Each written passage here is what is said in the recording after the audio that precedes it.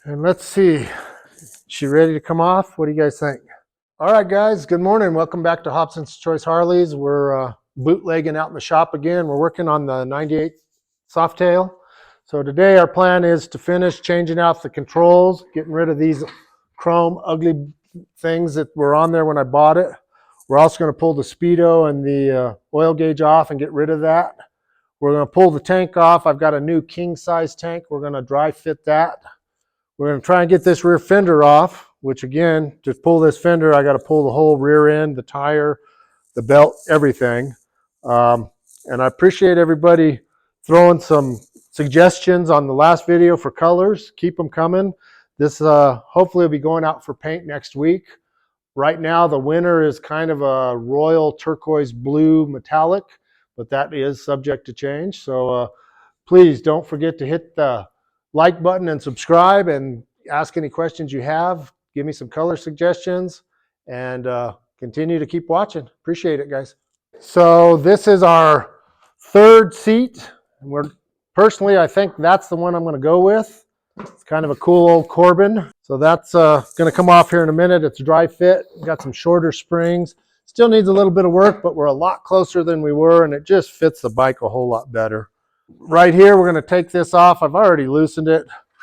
Anybody wants a really cool set of chrome grips, I've got the throttle side as well. I personally didn't like them for comfort, but they are pretty. As you can see, I went with just your old school foam Harley ones. We're going to put the comfort stuff. I'm more about comfort. So this one is so cold. It's only 34 degrees today. Yeah, I'm not going to be able to get that on there without a little help. The old trick that I learned, and I'm sure other people have better tricks, is hairspray. If you take hairspray and spray them in these, it lubricates it. And then when the hairspray dries out, it's like a glue and holds it in place. So yeah, I'm trying to lube these, but this one's going to have to wait. I might even have to stick this in the oven for a couple minutes. The rubber's so cold, I can't even get it to hold on. So we'll come back to that. Again, we're dry fitting for paint. So we're going to pull this seat off and we're going to pull this tank off, and then you'll get to see some of the new stuff we're looking to put on here. So this shouldn't even be bolted here. I just had a bolt in there to hold it while we were playing. Okay. So there we go. We're going to hope that this fuel valve petcock is working correctly, and that we don't end up with fuel everywhere here in 1 minute. So a lot of guys like this style hose clamp. Personally, I don't, because I can't get them off, but there we go. And then we're gonna pull this off. All right. So we do have a little fuel leaking. That's just what was in the hose. That Pingel Style petcock is those are really nice, man. You can buy those cheap Pt.1 Teddy ones, but spend the money, get the Pingel. They don't leak, they don't drip. Much better system. So what's next? And these appear to be 1/2 inch. So we're going to grab 1/2 inch. I have a socket, it's a 1/4 inch Allen key socket on this side. And we're going to get a 1/2 inch. And we're going to see, hopefully that tank I bought isn't a direct mount to this one. It should be. This is a rubber mount Sportster tank is what these are. Okay, so my ignition switch is there. All right, so there's one. And then second one is under here.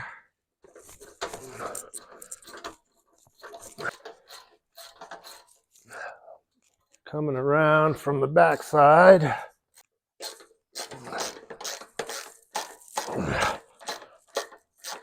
We're close. So if anyone's looking for a stock 2.2 gallon sporty tank, this one's up for grabs, minus the cool gas cap, because that's going on the bike on the new tank, and minus that Pingel gas valve, because that petcock is also going on the new tank. And let's see, is she ready to come off? What do you guys think? Ta-da, there she be. Okay, so here's our 3.5 gallon king tank. If you look, There's a whole lot more fuel going in that one.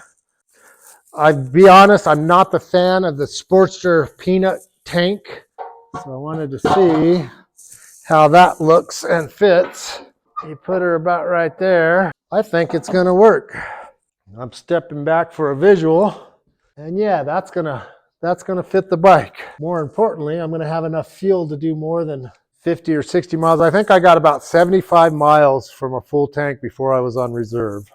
So this ought to put me at least at 120, 130 miles, which isn't great, but it's still way better than what I had. So just for giggles, guys, I'm gonna set that seat back in place. Make sure we don't have any clearance issues, because you don't want to do them clearance issues after paint, that's for sure. So see what I mean? We got clearance issues. So I'm gonna have to back that seat up. Oh, looks like about 1.5 inches, 2 inches, which is okay, not the end of the world. That's why you dry fit stuff. I don't know if you guys can see up here, the rubber grommets that mount this are still in the old tank. So I need to get that centered and bolted in place. That way I can take measurements on the seat and get the seat sitting where I want it to sit. And those rubber grommets also go on the back mount. So I just need to make sure all that fits. Today is just kind of dry humping everything, make sure it's all gonna work, which it seems to be okay. So we're going to pull that tank off because I don't want to hit it, bump the bike, knock that brand new tank off. That would be a bummer, but we know it will fit. So we're gonna set that out of the way. All right, so we're gonna go ahead and start taking this rear wheel off. The other thing that's funny for me is I'm a shovel head guy and do some panhead stuff and shovel head stuff, but these newer bikes, I say newer bikes, this bike's, what is this, 25, 26 years old? And to me, that's a newer bike. They just don't go together. I mean, you work on something like a shovel head all your life, you can almost just call it in blindly. You don't have to really pay that much attention, because I've taken 1,000 shovel head wheels off, but that's not the case with these. So I'm learning as I go. We're gonna go ahead and pull this completely off.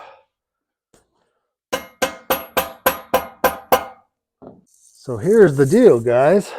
Those right there, if you take a look at those are lockdowns, adjusters. Again, like I was talking, the shovel head, all my shovel heads have your adjusters at the back. This is what locks down that rear wheel's positioning. And if you look, I just barely loosened that. So that's the way I've always done it, just to keep, you want the same threads on both of these or your wheel's gonna be crooked. So I just barely loosened that. So when I run it back in, it'll go back where I had it. These I'm loosening so I can move the front wheel forward to remove the belt on the other side. And then I can drop the whole wheel out. And you do need to adjust all of this. You don't just crank them down. You need to make sure that wheel's centered so that this belt is running true. You don't want it off centered. But if you keep your adjusters more or less where they were, you should be close. I mean, this bike ran right down the road with no wobbles or issues, so we should be pretty close there. So what we got here is this PM machine brake is locked in there. Let's see. All right. I don't know if you saw that, but that whole tire just moved. That's what we were after. So we got that tire to move, hopefully enough to get that belt off. All right, one belt removed. Now again, we're hoping to just drop this enough to get the fender off.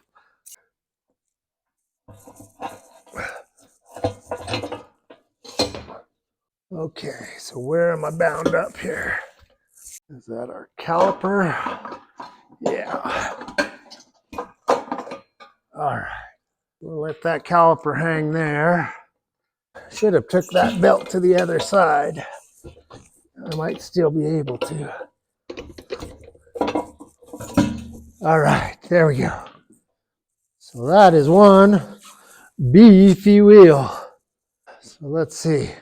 We'll just lean it up against Mikey's bike. He won't mind, he's not here. All right, you guys made it to the end. Thanks for watching. I hope you guys enjoyed the video. Please kickstart that like button. Don't forget to subscribe to the channel if you haven't already. Also, comment what you guys think. Let me know if you have any suggestions for video ideas or topics you guys want covered, and I'll do my best to include those in my next projects. You guys can also follow me on Instagram, TikTok, and Facebook. Also, don't forget to check out the Beacons link in the description below. See you next time.